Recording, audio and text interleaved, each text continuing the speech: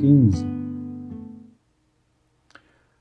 Logo pela manhã, os principais sacerdotes entraram em conselho com os anciãos, os escribas e todo o sinédrio. E, amarrando Jesus, levaram-no e o entregaram a Pilatos. Pilatos perguntou: Você é o rei dos judeus? Jesus respondeu: O Senhor está dizendo isso. E os principais sacerdotes o acusavam de muitas coisas. Então Pilatos tornou a perguntar: Você não vai responder nada? Veja quantas acusações fazem contra você. Jesus, porém, não disse mais nada, a ponto de Pilatos muito se admirar. Ora, por ocasião da festa, era costume soltar ao povo um dos presos, aqueles que eles pedissem. Havia um chamado Barrabás, preso com rebeldes, os quais em um tumulto haviam cometido homicídio.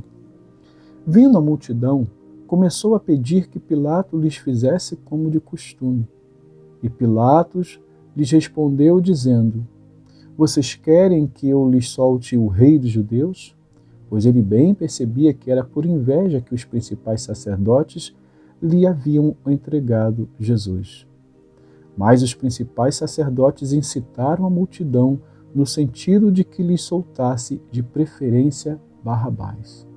E Pilatos lhes perguntou: O que então vocês querem que eu faça com este a quem vocês chamam de rei dos judeus? Eles gritaram: Crucifique-o. Mas Pilatos lhes disse: Que mal fez ele? Porém, eles gritavam cada vez mais: Crucifique-o. Então Pilatos, querendo contentar a multidão, lhes soltou Barrabás. E, depois de mandar açoitar Jesus, entregou-o para ser crucificado. Então os soldados levaram Jesus para dentro do palácio, que é o pretório, e reuniram toda a tropa.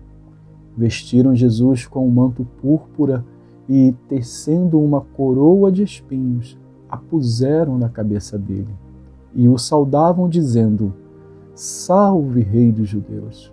Batiam na cabeça dele com um caniço, cuspiam nele e, pondo-se de joelhos, o adoravam. Depois de terem zombado dele, tiraram-lhe o manto púrpura e o vestiram com as suas próprias roupas. Então, conduziram Jesus para fora, a fim de o crucificarem. E obrigaram Simão Cirineu, que passava, vindo do campo, pai de Alexandre e de Rufo, a carregar a cruz de Jesus. E levaram Jesus para o Gólgota. Que quer dizer lugar da caveira. Quiseram dar-lhe para beber vinho misturado com mirra, mas Jesus não aceitou. Então o crucificaram e repartiram entre si as roupas dele, tirando a sorte para ver o que cada um levaria. Eram 9h da manhã quando o crucificaram, e a inscrição com a acusação contra ele dizia: o Rei dos Judeus. Com ele crucificaram 2 ladrões, um à sua direita e outro à sua esquerda. E cumpriu-se a escritura que diz: com malfeitores foi contado. Os que iam passando blasfemavam contra ele, balançando a cabeça e dizendo: Ah, você que destrói o santuário e em 3 dias o reedifica, salve a si mesmo descendo da cruz. De igual modo, os principais sacerdotes com os escribas, zombando, diziam entre si: Salvou os outros, a si mesmo não pode salvar? Que o Cristo, o Rei de Israel, desça agora da cruz para que vejamos e creiamos. Também os que com ele foram crucificados o insultavam. Chegando o meio-dia, houve trevas sobre toda a terra até as 3h da tarde. E às 3h Jesus exclamou em alta voz: Eloi, Eloi, lema sabachthani. Isso quer dizer: Deus meu, por que me desamparaste? E alguns dos que estavam ali, ouvindo isto, diziam: Vejam, ele chama por Elias. E um deles correu para embeber uma esponja em vinagre e, colocando-o na ponta de um caniço, deu-lhe de beber, dizendo: Esperem, vejamos se Elias vem tirá-lo. Mas Jesus, dando um forte grito, expirou. E o véu do santuário se rasgou em duas partes, de alto a baixo. O centurião que estava em frente de Jesus, vendo que assim havia expirado, disse: Verdadeiramente, este homem era o Filho de Deus. Estavam também ali algumas mulheres observando de longe. Entre elas estavam Maria Madalena, Maria, mãe de Tiago, o menor, e de José, e ainda Salomé. Quando Jesus estava na Galileia, essas mulheres o acompanhavam e serviam. E além destas, havia muitas outras que tinham ido com ele para Jerusalém. Ao cair da tarde, por ser o dia da preparação, isto é, a véspera do sábado, José de Arimateia, ilustre membro do Sinédrio, que também esperava o reino de Deus, dirigiu-se ousadamente a Pilatos e pediu o corpo de Jesus.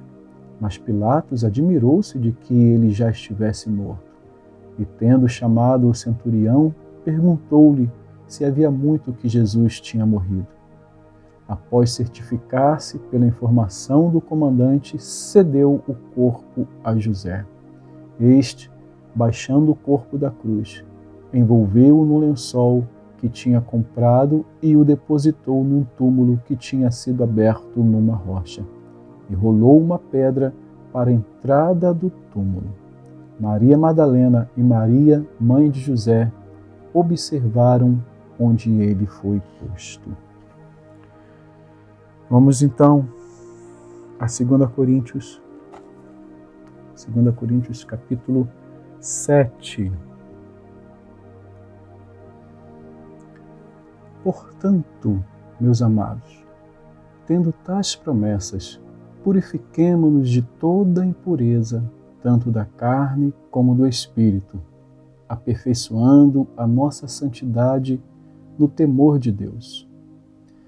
Pedimos que vocês nos acolham em seu coração. Não tratamos ninguém com injustiça, não prejudicamos ninguém, não exploramos ninguém. Não falo para condenar vocês, porque eu já disse que vocês estão em nosso coração para, juntos, morrermos e vivermos. Estou sendo bem franco com vocês e tenho muito orgulho de vocês. Sinto-me grandemente confortado e transbordo de alegria em meio a toda a nossa tribulação. Porque quando chegamos à Macedônia, não tivemos nenhum alívio. Pelo contrário, em tudo fomos atribulados. Lutas por fora, temores por dentro. Porém Deus, que consola os abatidos, nos consolou com a chegada de Tito. E não somente com a chegada dele, mas também pelo consolo que recebeu de vocês.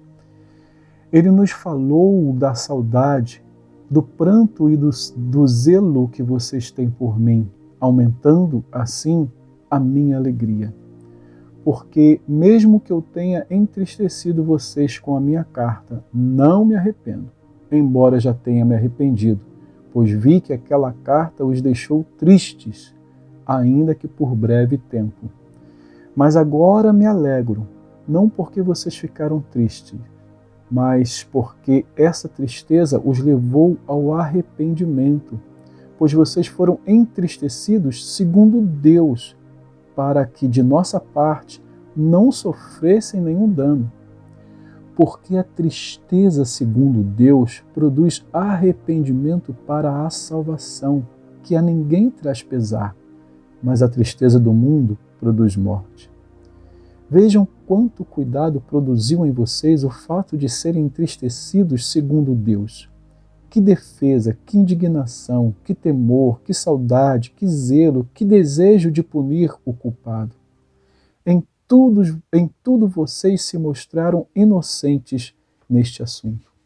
Portanto, embora eu tenha escrito aquela carta, não foi por causa daquele que fez o mal, nem por causa daquele que sofreu afronta, mas para que fosse manifesto entre vocês, diante de Deus, o cuidado que vocês têm por nós.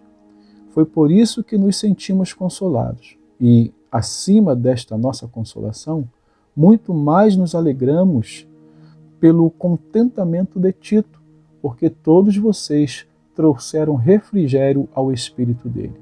Porque se falei a ele com certo orgulho a respeito de vocês, não fiquei envergonhado. Pelo contrário, como tudo que falamos a vocês era verdade, também os elogios que, na presença de Tito, fizemos a respeito de vocês se mostraram verdadeiros. E o grande afeto que ele tem por vocês aumenta cada vez mais. Quando ele se lembra da obediência de vocês, quando ele se lembra da obediência de todos vocês, de como receberam com temor e tremor. Alegro-me porque em tudo posso confiar em vocês. Capítulo 8. Também, irmãos, queremos que estejam informados a respeito da graça de Deus que foi concedida às igrejas da Macedônia. Porque no meio de muita prova de tribulação, manifestaram abundância de alegria e a profunda pobreza deles transbordou em grande riqueza de generosidade.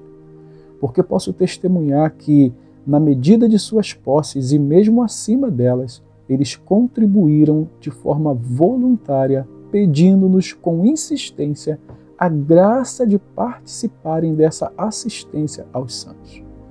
E não somente fizeram como nós esperávamos, mas pela vontade de Deus deram a si mesmo, primeiro ao Senhor e depois a nós.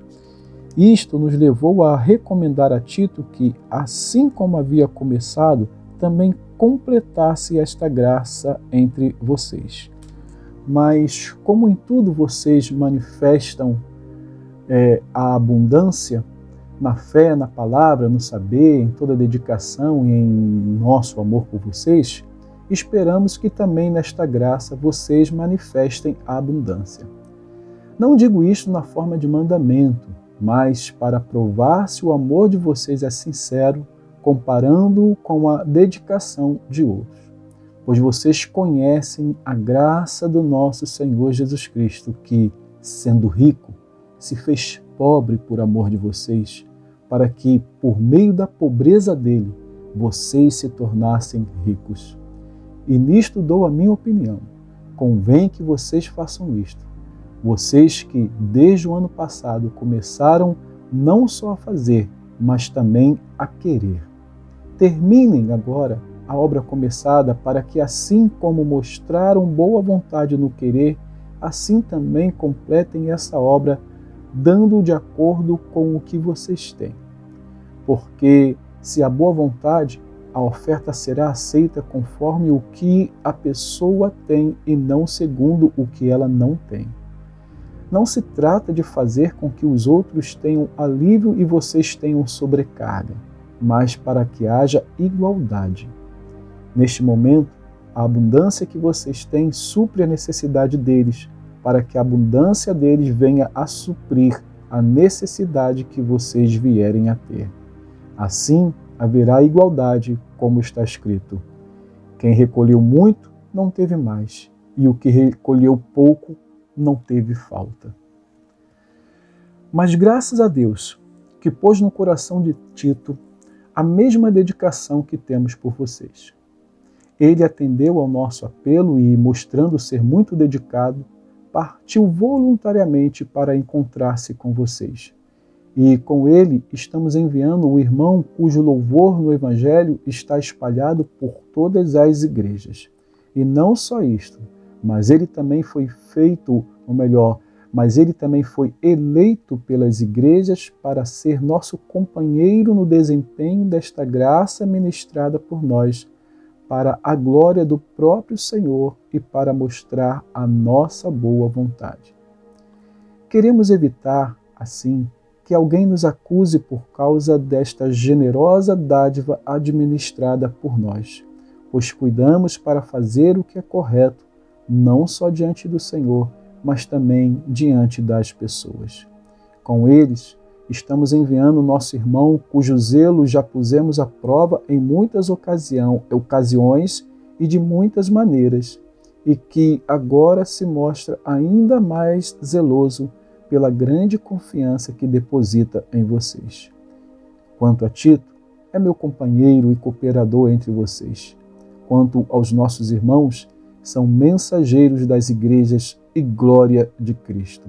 Por isso, diante das igrejas, comprovem o amor de vocês e confirme o orgulho que temos de vocês na presença desses homens. Que Deus abençoe assim a porção da sua palavra.